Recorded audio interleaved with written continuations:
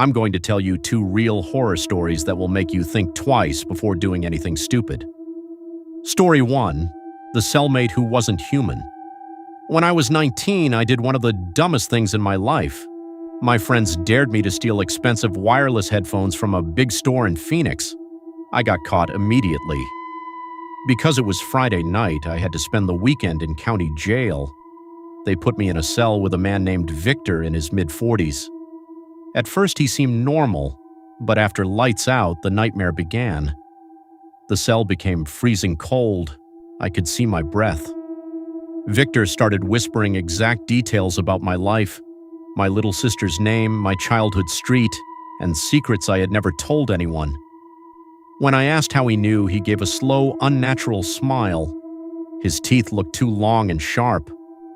That night I woke up to find him standing right beside my bunk, staring down at me. His eyes were completely black, no whites at all. He leaned in and whispered in a voice that wasn't human. "You're never really getting out of here." For the next 2 nights I barely slept. Scratching sounds came from inside the walls. A woman cried in the corner even though we were alone. Victor kept muttering, "Fresh ones always taste better." When I finally got out, I tried to forget. But 4 days later, I received a photo. Victor standing outside my apartment at 3 a.m. with those same black eyes.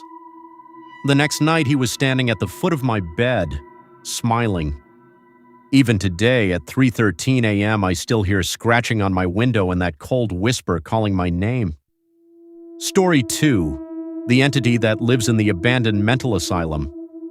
Last summer, my friend Sarah and I snuck into an old abandoned psychiatric hospital outside Detroit called the Black Ward. The second we stepped inside, the heavy gate slammed shut behind us by itself. The temperature dropped instantly. Our flashlights started flickering.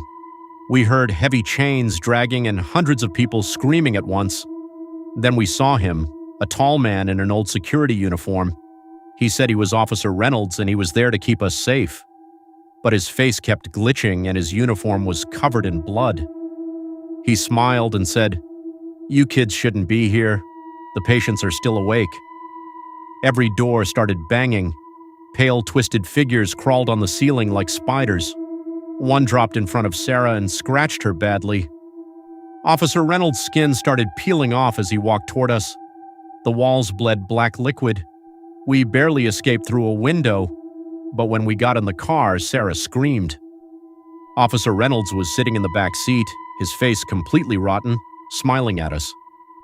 When we turned around, the seat was empty. Even now, we wake up at 3:33 a.m. We hear chains, children laughing in locked rooms, and bloody handprints appear on our windows. Which story scared you more?